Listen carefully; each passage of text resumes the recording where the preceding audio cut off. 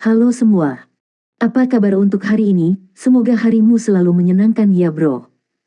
Selamat datang di channel YouTube saya. Tolong dibantu subscribe, like dan share ya, supaya saya terus semangat bikin kontennya. Wakakakak. Sebelum masuk di alur cerita novel kali ini, saya sarankan untuk menonton cerita sebelumnya agar lebih memahami jalan ceritanya. Untuk membuat lebih nyaman, pergunakanlah fitur pengaturan kecepatan dan caption ya kak, silahkan atur sesuai kebutuhan. Selamat mendengarkan. Chapter 86.1, Asal Mula Kehancuran, Heikaitu. Setelah diberdayakan oleh Raging Flame Ring, Tousan Strike Lens Sensei diwarnai dengan lapisan merah.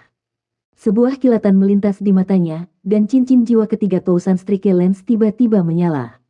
Cincin jiwa 1000 tahun ini segera menyebabkan senjata berubah agak ilusi. Bukan hanya itu, tetapi cahaya-cahaya muncul di belakang Tousan Strike Lens, menyebabkannya menjadi semakin cerah. Akibatnya, cahaya yang menyilaukan menekan bahkan kemerahan yang berasal dari cincin api Raging Fei Yuyan. Jelas, Sensei dan Fei Yuyan tidak hanya bekerja bersama selama 1 atau 2 hari. Sama seperti mantan melepaskan keterampilan jiwa ketiga, yang terakhir secara bersamaan mengaktifkan keterampilan jiwa kedua dan ketiga. Namun, keterampilan jiwanya yang kedua digunakan pada Blaze Tiger. Sayap menyala. Sepasang sayap berapi selebar 4 meter muncul di belakang Blaze Tiger, sama seperti ungkapan memberikan satu set sayap ke harimau. Dengan peningkatan kekuatan yang diberikan oleh Blazing Wings, aura api yang berasal dari Blaze Tiger berduri, dan nyala api merah tua di tubuhnya mulai berubah menjadi putih kebiruan. Setelah itu muncul keterampilan ketiga Fei Yuyan, yang menyebabkan lapisan api putih kebiruan muncul dari tubuh Blaze Tiger. Blaze Tiger itu sendiri adalah gambar cahaya, dan itu telah merilis sesuatu yang mirip dengannya, namun lebih ilusi. Ini menyebabkan tubuh utamanya agak tipis. Blaze Tiger putih kebiruan tidak berhenti sama sekali. Mengepakkan sayapnya, itu melompat langsung ke Tousan Strike Lens yang semakin cerah. Segera, nyala api putih kebiru-biruan muncul di tubuh Tousan Strike Lens. Bercampur di dalamnya adalah teriakan rendah seekor harimau, menyebabkan anggota audiensi di bawah ini tanpa sadar menahan napas. Ini praktis merupakan penggunaan keterampilan jiwa yang tak tertandingi. Dengan mengandalkan 4 master jiwa tipe pertahanan untuk bertindak sebagai dinding pertahanan, dan penggunaan kontrol Anleng Y atas S untuk memperkuat kemampuan pertahanan mereka sekaligus mengurangi kecepatan lawan mereka, mereka dapat memberi Sensei dan Fei Yuyan kesempatan untuk bergandengan tangan dan lepaskan serangan mematikan. Ini adalah strategi yang digunakan Akademi Seribu Roh saat ini. Selain itu, gaya bertarung ini tidak pernah muncul di pertandingan Shrek sebelumnya. Lawan mereka selama chapter penyisihan tidak cukup kuat. Selain itu, pertarungan pertama mereka selama putaran round robin adalah duel 1v1. Sampai sekarang, strategi orisinal namun sangat kuat seperti ini belum pernah muncul di medan perang. Ini adalah sesuatu yang bahkan Wang Yan tidak dapat memprediksi sebelumnya. Apakah Seven Monsters Shrek dapat menanggung pukulan yang menghancurkan seperti ini? Akademi Seribu Roh memiliki tujuan yang sangat sederhana, bergantung pada strategi khusus seperti ini untuk menggabungkan kemampuan terkuat mereka, kemudian menghilangkan beberapa lawan mereka. Setelah itu, mereka bisa memanfaatkan beberapa kesalahan yang dilakukan lawan mereka untuk meraih kemenangan. Ini juga merupakan strategi yang mereka rencanakan untuk digunakan melawan tim-tim kuat yang mereka lawan. Awalnya, Akademi Seribu Roh tidak berencana untuk bertarung melawan Akademi Shrek. Bagaimanapun, yang terakhir adalah juara sepanjang keseluruhan sejarah. Akademi Seribu Roh tidak memiliki dasar untuk menantang Akademi Shrek. Namun, mereka telah kehilangan pertandingan 1v1 sebelumnya, mendorong mereka ke tepi diskualifikasi. Jika mereka tidak bisa mengalahkan Shrek Academy, mereka akan tersingkir dari turnamen duel jiwa Akademi Advance Continental. Oleh karena itu, Akademi Seribu Roh memiliki strategi yang sangat sederhana, mereka tidak membiarkan apapun dalam pertarungan mereka. Bahkan jika mereka kalah, mereka harus kalah cemerlang sehingga semua orang bisa melihat kekuatan sejati dari Akademi Seribu Roh. Mereka juga tidak akan kehilangan muka jika kalah dari Shrek Academy. Sama seperti Wang Yan dan 7 monster Shrek berharap untuk pertarungan tim, Akademi Seribu Roh juga berharap untuk hasil yang sama ini karena mereka percaya bahwa mereka akan dapat melepaskan semua kekuatan mereka dalam pertarungan tim. Pada akhirnya, kedua belah pihak puas. Namun, bisakah 7 monster Shrek saat ini bertahan dari kekuatan Akademi Seribu Roh? Pergilah. Sensei meraung rendah, lalu mengulurkan kedua tangannya. Dia akan melemparkan lens Tousan Strike-nya yang berkedip dengan api putih kebiruan keluar. Pada saat yang sama, 4 pemegang spirit Rhinoceros Shield tiba-tiba bergerak. Bagian tengah dinding perisai bergeser ke samping, memperlihatkan sebuah lubang. Di bawah pengaruh Frost Seal Anlengye, Bei Bei, Hekaitu, Susanshi, dan Jiang Nanan berjarak 10 meter dari dinding perisai. Menggambarkan semua ini membutuhkan banyak waktu, tetapi dalam kenyataannya, semuanya terjadi dalam beberapa detik.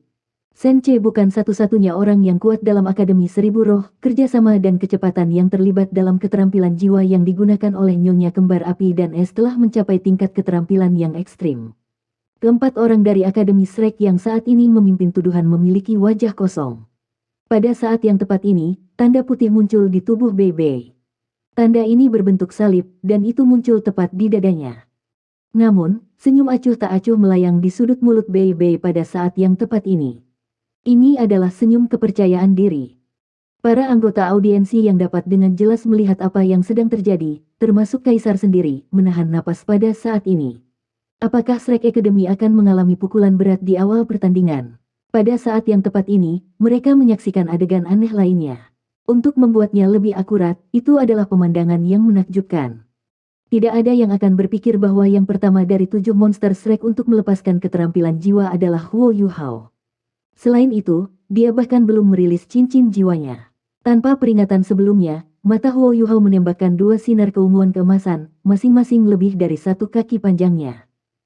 Inilah tepatnya ketika Sence akan bergerak. Sence mengeluarkan erangan teredam, dan tanda berbentuk salib yang ada di tubuh Bei Bei langsung menghilang. Namun, Tousan Strike Lens sudah dirilis. Hanya saja, sekarang telah menyimpang dari lintasan aslinya. Peluang adalah hal-hal yang diberikan secara merata kepada kedua belah pihak. Efek kuat dari kombinasi sempurna deteksi spiritual Huo Yuhao dan shock spiritual sekali lagi diresmikan dalam pertarungan tim. Jika ini adalah pertama kalinya seseorang menghadapi kombinasi keterampilan jiwa spiritual ini, mereka pasti akan menderita kerugian. Bahkan ketika kultivasinya terus meningkat, peningkatan terbesar Huo Yuhao adalah dalam kekuatan spiritualnya. Kekuatan spiritualnya telah terus diperkuat pada tingkat yang mengerikan dengan bantuan Skydream Ichewom, dan cincin jiwa pertamanya telah mencapai tingkat cincin jiwa 1000 tahun. Bahkan jika kultivasinya secara keseluruhan belum mencapai tingkat penatua jiwa 3 cincin, dia memiliki 2000 tahun cincin jiwa di sisinya dalam kenyataan. Selain itu, ini bukan hanya cincin jiwa 1000 tahun biasa. Dia bisa mengirim Mas Yaoto ke dalam linglung menggunakan shock spiritual ketika kultivasinya jauh lebih lemah. Sekarang, kultivasinya telah meningkat secara dramatis, dan lawannya bahkan tidak sekuat Mas Yaoto. Mengapa Bei Bei tertawa? Akademi Seribu Roh berada di bawah kesan bahwa dinding perisai mereka telah menyembunyikan gerakan mereka, tetapi dengan deteksi spiritual Huo Yuhao, mereka tidak bisa menyembunyikan apapun dari 7 monster Shrek. Mereka bahkan dapat dengan jelas melihat sirkulasi kekuatan jiwa Sence ketika dia bergerak. Huo Yuhao mengambil langkah begitu Sence tidak punya pilihan selain melepaskan tali busurnya yang ditarik. Sebagai master jiwa tipe kontrol utama dari timnya, seluruh timnya beraksi sesuai dengan waktunya. Perubahan tiba-tiba terjadi pada 7 monster Shrek yang tampak santai. Wang Dong dan Xiao Xiao tinggal di sisi Huo Yuhao, tidak bergerak, tetapi 4 orang di depan mereka bergegas maju seperti binatang buas. Selanjutnya, ini dikombinasikan dengan ledakan yang disebabkan oleh Tousan Strike Lens Sence. Sence telah sepenuhnya berkonsentrasi pada kendalinya terhadap Tousan Strike Lens, tetapi dia telah dikejutkan oleh kejutan spiritual Huo Yuhao. Dengan demikian, sudut lemparannya tidak hanya miring, tetapi ia juga menderita luka berat di benaknya. Dia mulai berdarah dari mulut dan hidungnya. Lebih jauh lagi, target baru Lens Tousan Strike Lens yang secepat kilat sekarang adalah Shield Wall timnya. Seperti kata pepatah, sebuah benteng paling mudah dihancurkan dari dalam. Ini adalah sesuatu yang sangat masuk akal. Ketika mereka berempat membentuk dinding perisai, tidak ada yang bisa melihat lubang atau titik lemah dari luar. Yang Ming, Song Hu, Bai Chen, dan Ye Mao terus-menerus mengubah posisi mereka untuk menjaga keseimbangan keseluruhan pertahanan tembok perisai. Namun, mereka berusaha bertahan melawan serangan eksternal, bukan serangan internal.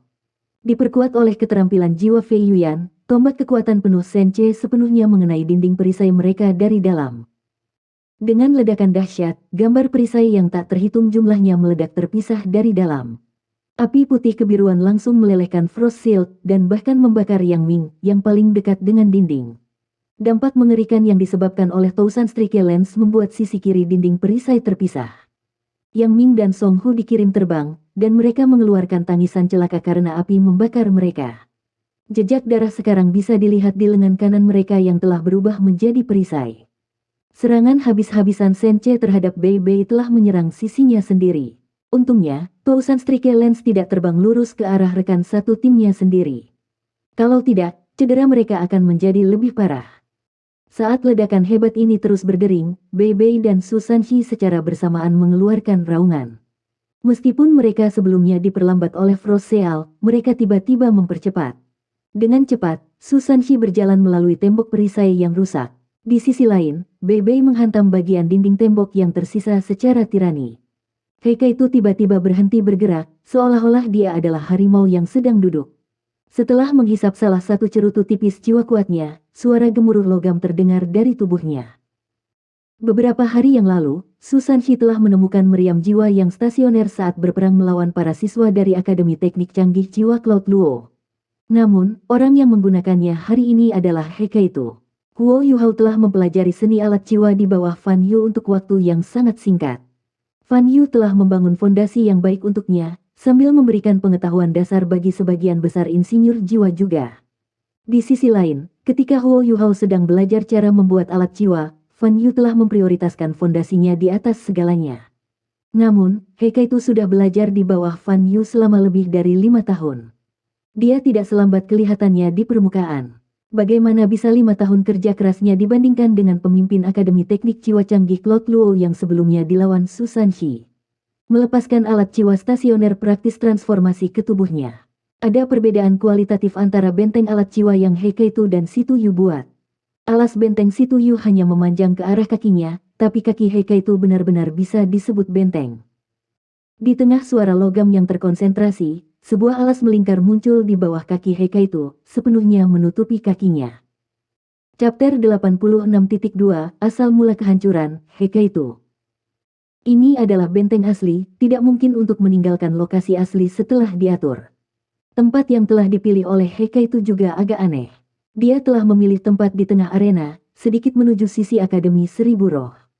Setelah alas selesai, beberapa pipa logam, tebal dan tipis, muncul dari tubuhnya. Ketika Situ Yu, kapten dari Akademi Cloud Luo, telah melepaskan lebih dari 30 pipa logam untuk membentuk benteng alat jiwanya, dia sudah melebihi jumlah rata-rata pipa untuk benteng alat jiwa. Secara umum, selama seseorang memiliki 24 alat jiwa tipe serangan bersama dengan alas yang stabil, dan formasi inti yang sangat besar yang dapat menghemat kekuatan jiwa, mereka akan berhasil membentuk benteng alat jiwa. Namun, jika seseorang memeriksa tubuh Heike itu dengan cermat, mereka akan melihat bahwa tidak ada 24 alat jiwa, tetapi terlalu banyak untuk dihitung. Jumlah pipa mungkin melebihi 50. Huo Yuhao berkeringat dingin ketika dia melihat kakak seniornya yang gagah berani. Pada saat yang sama, ia berpikir dalam hati, apakah ini alasan bahwa semua insinyur jiwa memiliki tubuh yang kuat? Sehingga mereka dapat mengendalikan sejumlah besar alat jiwa. Sepertinya dia harus tumbuh lebih kuat juga. Jika tidak, dia pasti tidak akan sanggup menanggung semua senjata logam itu. Heike itu memiliki total 64 senjata di tubuhnya. Di antara mereka, yang terkuat adalah laras senapan di bahu kanannya. Laras senapan berwarna gelap ini memiliki panjang 2 meter dan setebal paha rata-rata orang. Saat ini, itu memancarkan cahaya logam dan mengeluarkan aura yang mengerikan. Namun, laras senapan ini dilarang dari turnamen, karena itu adalah alat jiwa stasioner tipe penguatan. Setelah bentengnya selesai, otot-otot di wajah Heike itu sedikit bergerak. Sulit untuk menggambarkan bagaimana perasaannya saat ini. Dia tersenyum ke arah tim musuh sambil memegang cerutu di mulutnya, tetapi senyumnya penuh dengan niat membunuh. Setelah itu, langsung berubah menjadi bola cahaya yang menyala yang hampir seterang matahari. Saat ini, Bei Bei dengan ganasnya menyerang sisa-sisa dinding perisai dalam upaya untuk menghancurkan mereka. Tetapi pada saat itu, dia merasakan gelombang panas datang dari belakangnya, diikuti oleh ledakan gemuruh yang mendarat tidak terlalu jauh dari kepalanya. Ledakan ini benar-benar sangat menakutkan. Gelombang kejut yang kuat menyebabkan dia berjongkok, dan dia harus menggunakan semua kekuatan jiwa di tubuhnya untuk melindungi dirinya sendiri. Dia bahkan harus menggunakan alat jiwa defensif yang dia dapatkan kemarin. Setelah itu, dia melihat berbagai fragmen jatuh dari langit. Dia kemudian menyadari bahwa perisai yang menghalangi jalannya sekarang hilang. Sial, Bei yang selalu anggun, paling tidak, itulah yang dia lihat dari luar, tanpa sadar mengutuk ketika dia berdiri kembali. Semua fragmen yang jatuh dari langit milik Spirit Rhinoceros Shield.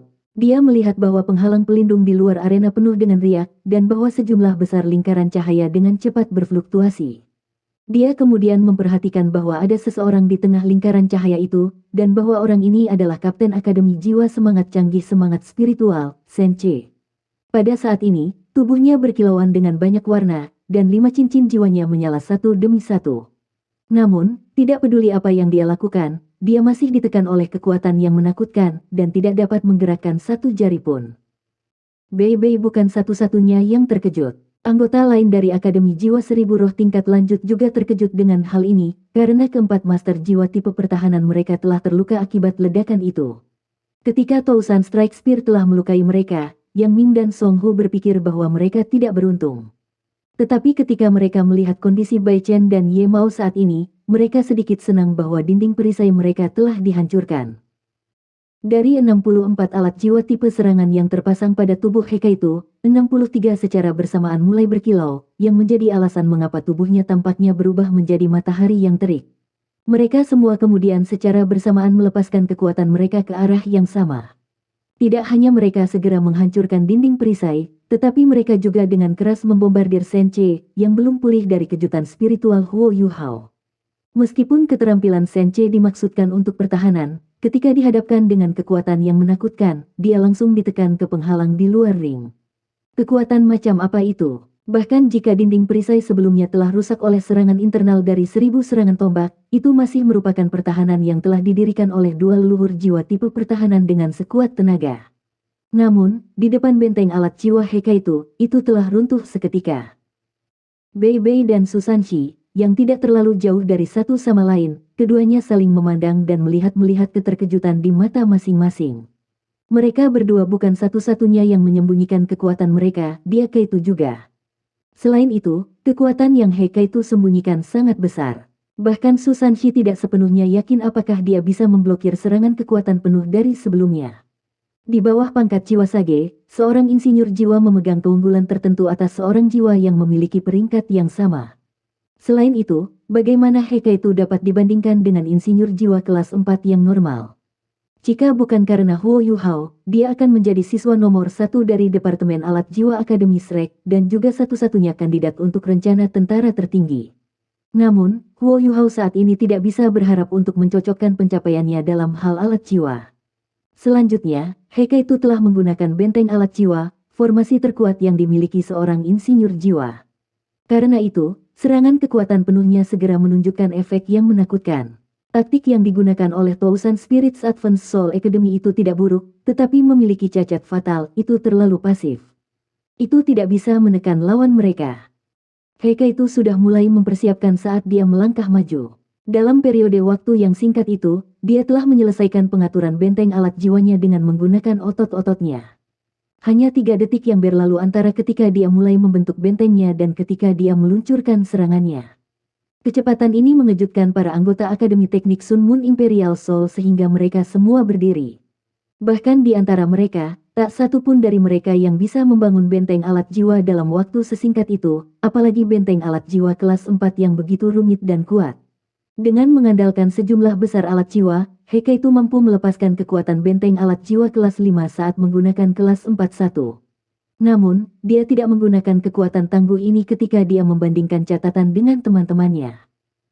Bei dan Susan Shi, yang berpikir untuk pergi habis-habisan, kembali sadar setelah beberapa saat terkejut dan menyadari bahwa cahaya menyilaukan dari alat jiwa Heka itu juga memudar.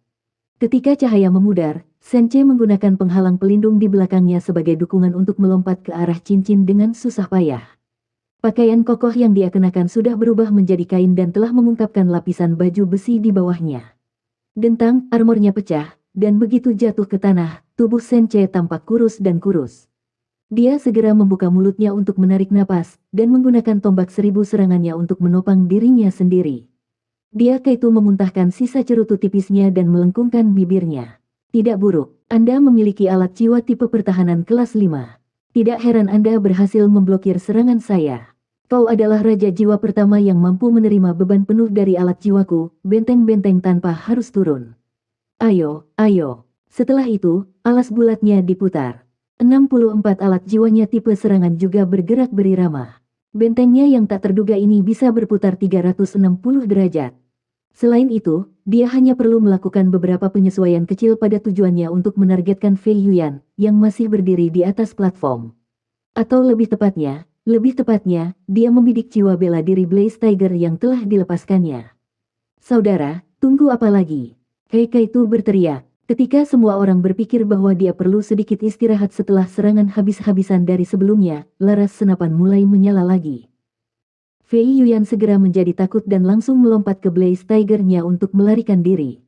Dia jelas tidak memiliki alat jiwa tipe pertahanan kelas 5 untuk melindungi dirinya sendiri. Tetap tenang. Dia tidak mungkin menggunakan serangan kuat semacam itu 2 kali berturut-turut. Pada saat itu, Shen-Che menunjukkan nilainya sebagai kapten tim. Tidak hanya kultivasinya tinggi, baik pengetahuan dan pengalaman pertempurannya juga cukup baik. Apa yang dia katakan itu benar. Pada akhirnya, Heike itu hanyalah seorang leluhur jiwa. Bahkan jika dia lebih kuat dan benar-benar bisa membunuh Raja Roh dengan serangan habis-habisan, tidak mungkin dia bisa melepaskan serangan seperti itu 2 kali berturut-turut. Tapi itu wajar bagi manusia untuk merasa takut. Bahkan dengan pengingat Shen-Che yang tepat waktu, pencegah yang dibawa oleh laras senapan ke tubuh Heike itu terlalu kuat. Anggota tim The Thousand Spirits Advanced Soul Academy sudah dilemparkan ke dalam kebingungan. Pada saat itu, sosok tinggi dan ramping diam-diam tiba di belakang Yang Ming. Yang Ming tiba-tiba merasakan tubuhnya tenggelam, seolah beratnya telah meningkat beberapa kali. Begitu dia mencoba bergerak, tubuhnya tiba-tiba membeku. Setelah itu, dia merasakan ledakan kekuatan yang menular ke dirinya dari punggungnya. 2 tangan ramping kemudian memegang tenggorokannya, dan benda keras menempel di punggungnya. Detik berikutnya, semua orang melihat tubuh Yang Ming tiba-tiba terbang menuju bagian luar cincin. Jiang Nanan telah membuatnya bergerak, dan memanfaatkan keterampilan keduanya, kontrol gravitasi, di samping keterampilan pertamanya, pinggang busur. Bahkan jika dia dalam kondisi normal, itu tidak pasti apakah Yang Ming akan bisa menghindari serangan ini, apalagi sekarang dia terluka. Saya datang. Suara lembut menggema. Seseorang tiba-tiba melangkah maju dari anggota tim dari Akademi Seribu Roh yang saat ini berantakan. Sebelumnya, dia juga terkejut, tetapi mengingat kapasitasnya sebagai wakil kapten tim mereka, dia perlu menunjukkan kekuatannya sekarang. Orang ini adalah An Lengye, pemilik Frostbear. Frostbear segera mengambil langkah besar ke depan di bawah perintahnya, lalu bergerak ke udara dan menangkap Yang Ming, yang hampir jatuh dari panggung karena serangan Jiang Nanan. Namun, bukan itu saja. Cincin jiwa keempat Lengye kemudian menyala, dan Frostbear melolong marah. Semburan udara dingin menyebar melalui daerah sekitarnya, dan rambut biru panjang An Lengye segera berubah putih. Bahkan kedua matanya berubah warna putih dingin, dan mulai memancarkan aura dingin. Angin dingin di udara kemudian berubah menjadi tornado yang menyapu arena. Setelah memegang Bei Bei, Su Sanxi dan Jiang Nanan di tempat, itu menyapu menuju posisi Heike itu. Chapter 86.3, Asal Mula Kehancuran, Heike itu. Keuntungan ofensif alat jiwa sangat jelas seperti yang ditunjukkan oleh kemampuan Heike itu untuk meluncurkan serangan omnidirectional. Namun, dalam pertukaran dengan senjata seperti itu, hampir tidak mungkin baginya untuk bergerak dan jadi dia tidak bisa menghindari serangan An Lengye. Serangan An Lengye adalah serangan kejutan yang diluncurkan dengan waktu yang tepat. Meskipun deteksi spiritual Huo Yuhao meliputi seluruh arena, itu tidak berarti itu maha tahu, masih ada beberapa contoh, seperti ini, yang bisa melebihi akal sehatnya. Dia memiliki tulang jiwa, tulang tengkorak. Huo Yuhao menggunakan berbagi deteksi spiritual untuk mentransmisikan pikirannya ke laut spiritual rekan satu timnya. Tidak ada keraguan tentang itu, ini adalah kekuatan tulang jiwa An Lengye yang dilepaskan, kekuatan yang memungkinkan keterampilan jiwa keempatnya, Frost Tornado, untuk melampaui tingkat leluhur jiwa. Baru saat itulah dia bisa menghentikan anggota Shrek maju. Kalau tidak, jika Su Sanxi dan Bei Bei menyerang, dan Heike itu diizinkan untuk pulih dan mulai menyerang lagi, pertandingan akan diselesaikan.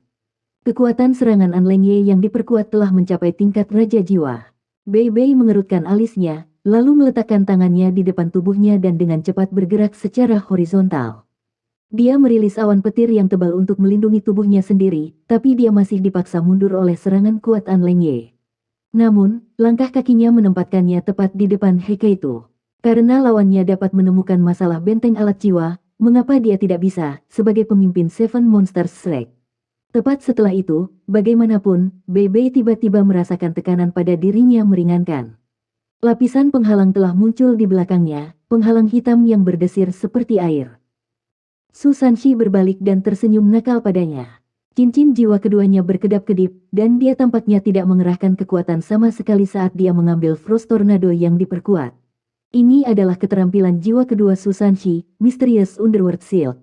Di permukaan, itu adalah keterampilan jiwa yang mirip dengan dinding perisai. Namun, kekuatan pertahanan Shield Mist Underworld Su Sanshi jauh lebih unggul dibandingkan dengan Shield Wall. Ini terutama benar untuk skill tipe S yang saat ini dia lawan. Sebagian dari es yang menyerang meleleh saat bersinggungan dengan penghalang air Su Sanshi, menghabiskan sebagian besar serangan sebelum bisa menyerang Bei. Orang bisa tahu dari senyum bahwa Su Sanshi memberi Bei bahwa serangan ini tidak menekannya. Meskipun kekuatan Frost Tornado telah ditingkatkan ke tingkat Raja Jiwa, dia menghadapi masalah yang sama dengan Hekaitu.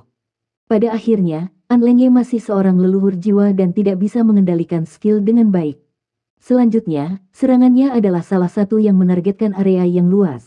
Kekuatan destruktifnya jauh dari 1000 serangan lens, yang memfokuskan semua kekuatannya pada satu sasaran. Namun, tindakan Anlenge telah memberi Akademi 1000 Roh cukup waktu. Keempat pemilik Spirit Rhinoceros Shield dengan cepat berkumpul kembali. Meskipun mereka semua terluka, dengan perisai Bai Chen dan Ye Mao telah hancur berantakan dan lengan kanan mereka berdarah.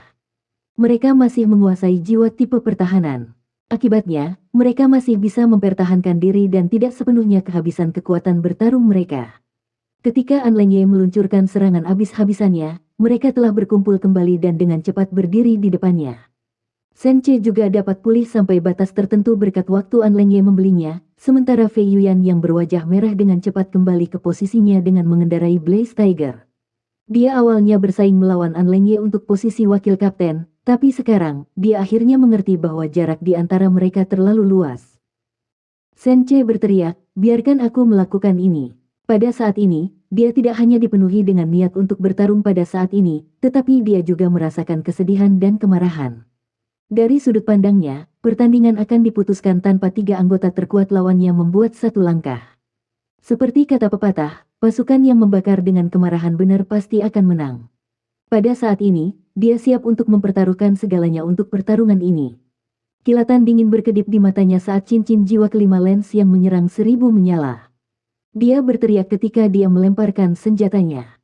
Kali ini, dia telah sepenuhnya memusatkan kekuatan spiritualnya untuk bertahan melawan kejutan spiritual Huo Yuhao. Pada saat ini, Fei Yuyan akhirnya mengerti peran yang diperlukan untuk bermain dalam pertarungan ini, dan keterampilan jiwanya yang memperkuat kekuatan muncul sekali lagi. Selain itu, dia mengendarai Blaze Tiger untuk berdiri di depan Senche dan melindunginya dari potensi serangan menyelinap.